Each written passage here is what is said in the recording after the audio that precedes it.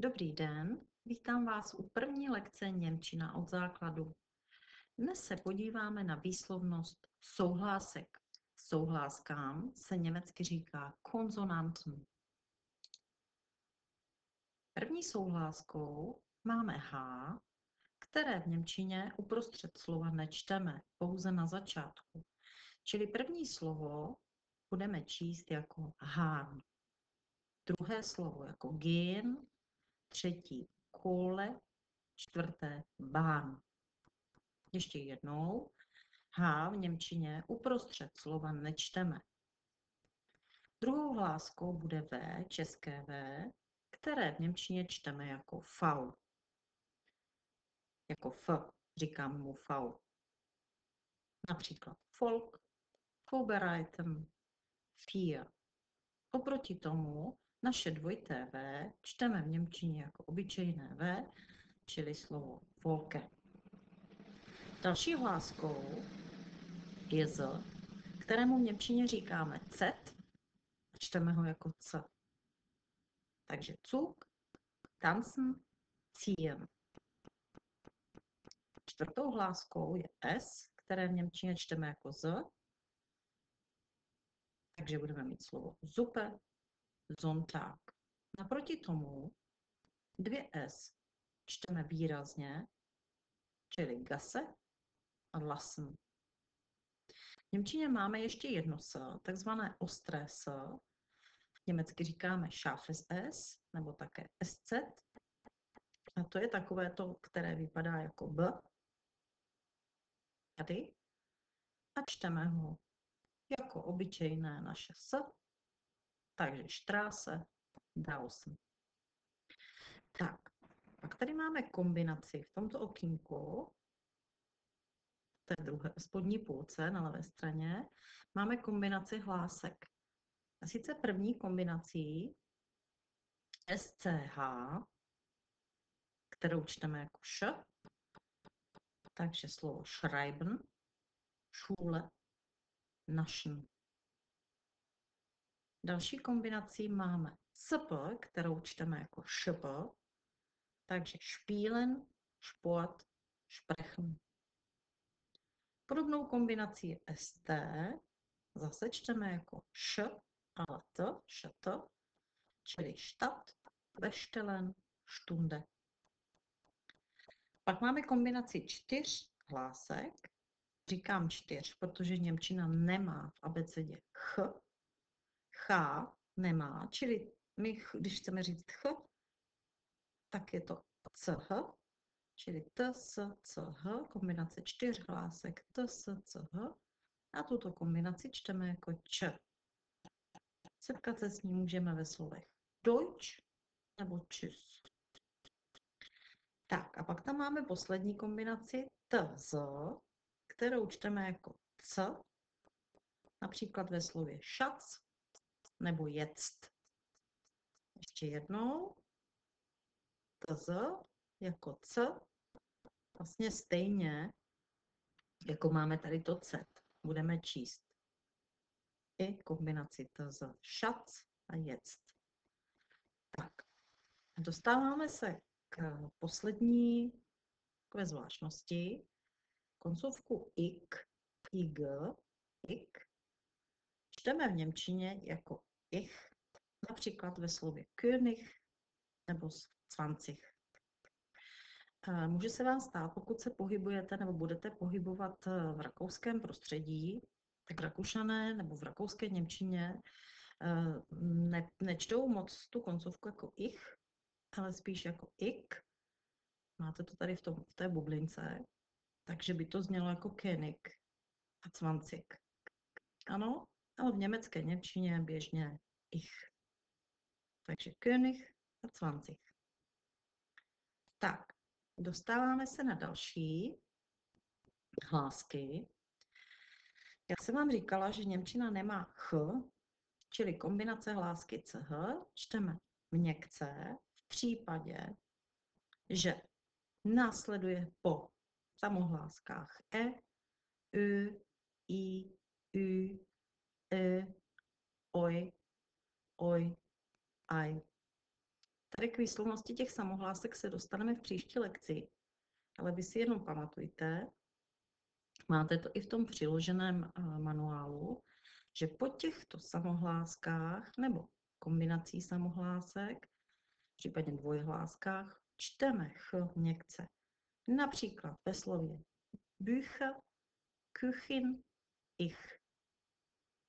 Dále čteme měkce, když CH předchází E a I, například ve slovech chemie a Čína.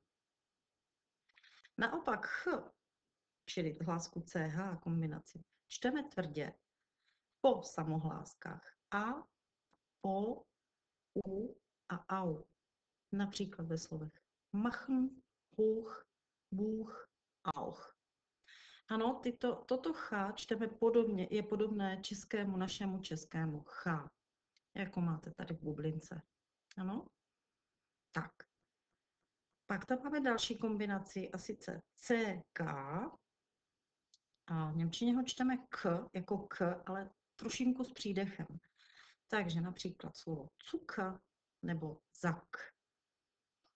Tak, pak máme kombinaci CHS a tu čteme jako x, čili tam můžete slyšet x, x. Například zex, vexel, lax.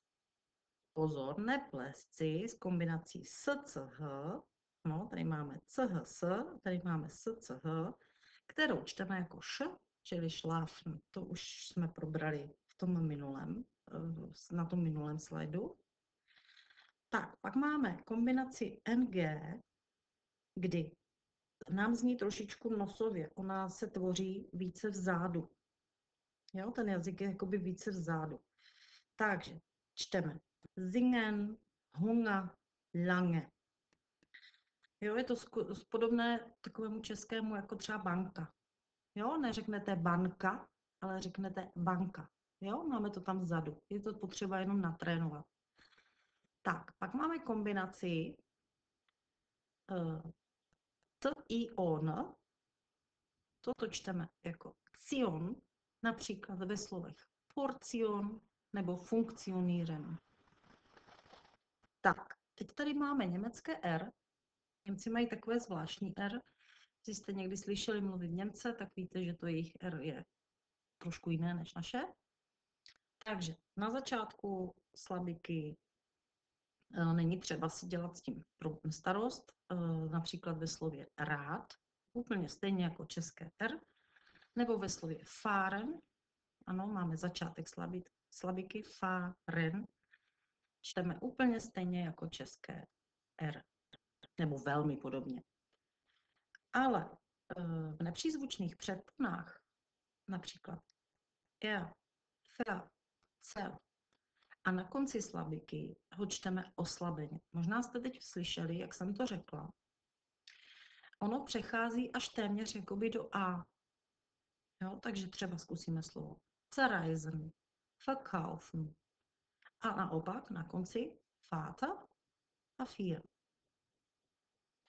U koncovek L, R, N se E vypouští a pak nám ze slova Mutter vzniká správná výslovnost Mutter, Onkel, machen. Jo, slyšeli jste, že tam to E jako kdyby neřeknu. Tak. Teď bychom si měli procvičit to, co jsme si teďka řekli. A abyste to neměli úplně těžké, tak já vám to prvně přečtu to slovo a dám vám chviličku pauzičku a vy ho zopakujete. Pokud by to bylo moc rychlé, můžete si video zastavit a vždycky si to doříct nebo vrátit, když si nebudete jistí. Takže já budu číst po slovech vždycky slovo a nechám malou přestávku. Straße, vier, singen, Gasse, Hahn, gehen, bestellen, Zug, Portion, schreiben, Sack, Kohle, Wolke,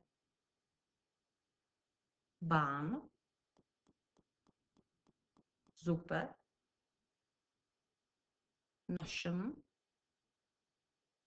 wechseln, Deutsch, Schatz, draußen, lange, König, spielen, Stunde,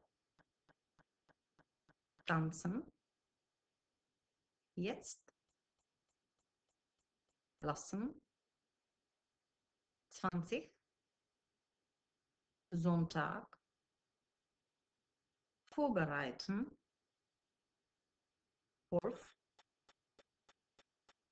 Zucker, 6, schlafen. Tak. A teď to uděláme naopak. Přečtete prvně vy a já vám za chviličku do toho řeknu správnou výslovnost. Zase můžete zastavovat. Takže se připravte a přečtěte první slovo. Štráse. Výborně. Pokud to bylo stejné, je to super. Tak přečtěte druhé slovo a já vám řeknu za chviličku správnou výslovnost. Vier. Teď vy. Třetí. Singen.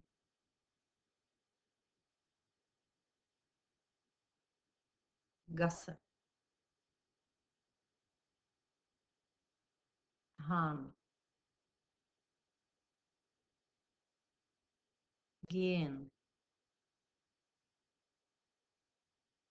Bestellen. Zug. Portion. Schreiben. Sack. Kohle. Wolke. Bahn. Suppe. Naschen. Wechseln.